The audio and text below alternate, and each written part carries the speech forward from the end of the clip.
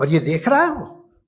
اگر وہ واقعی بھی ہے فار ڈسکشن سیک، تو میں جب دنیا دیکھتا ہوں تو میرے دل میں اس کے لیے کوئی عزت نہیں پیدا ہوتی.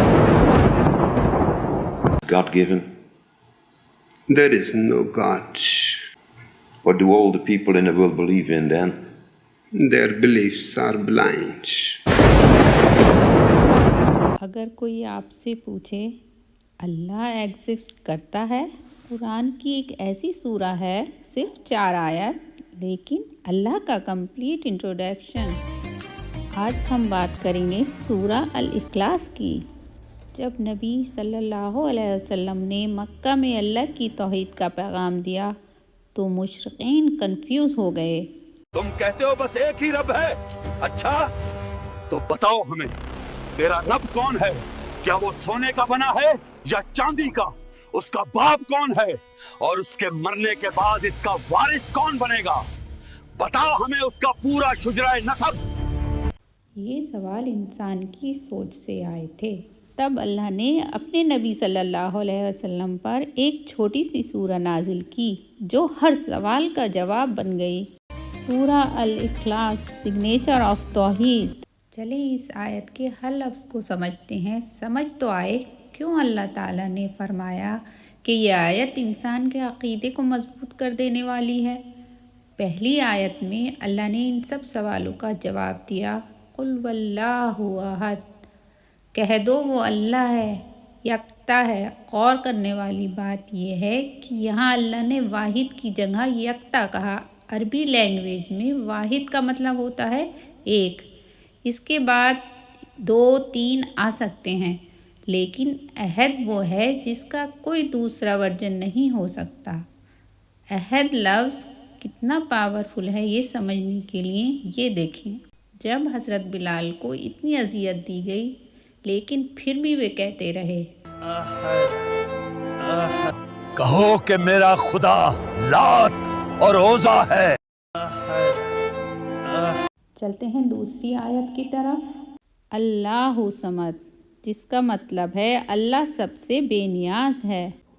اس کو ہماری عبادت کی ضرورت نہیں، لیکن ہر دم ہر سانس میں ہمیں اس کی ضرورت ہے.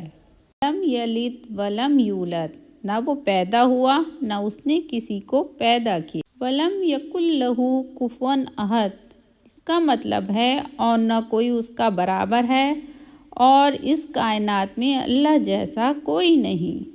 اس لیے سورہ الاخلاص کو توحید کی سمری کہا گیا ہے. سوال یہ دماغ میں آتا ہے، توحید کیا؟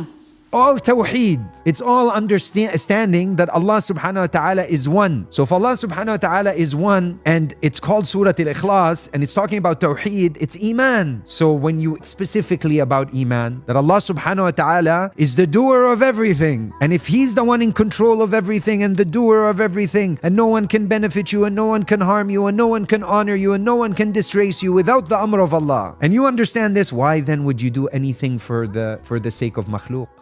ہمارے نبی صلی اللہ علیہ وسلم نے فرمایا یہ سورہ قرآن کی 1/3 کے برابر ہے. تو قرآن کو سمجھنے کے لیے قرآن کی 3 ایکول تھیمیٹک کیٹیگریز کی گئی ہیں. فرسٹ کیٹیگریز میں آتا ہے توحید اینڈ بلیف، سیکنڈ کیٹیگریز میں آتا ہے گائیڈنس اینڈ پریکٹس، اور ہماری تھرڈ کیٹیگریز میں آتا ہے آخرت اینڈ نریٹیو. لیکن اس کو صحیح سے سمجھ کے اس پر عمل کرنے کی بجائے آج ہم کس پر ڈیپینڈ کرتے ہیں؟ پیسہ، لوگ، اسٹیٹس، فالوورز. اور جب یہ سب چیزیں چلی جاتی ہیں تو ہم ٹوٹ جاتے ہیں. جبکہ سورہ الاخلاص ہمیں سکھاتی ہے اللہ ہی ہمارا اصل سہارا ہے. اللہ صمد. القابض الباسط الخافض الرافع المعز المذل السميع البصير.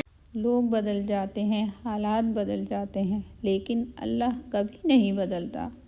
جب ہم صرف اللہ کو کافی سمجھ لیتے ہیں، زندگی کا بوجھ ہلکا ہو جاتا ہے.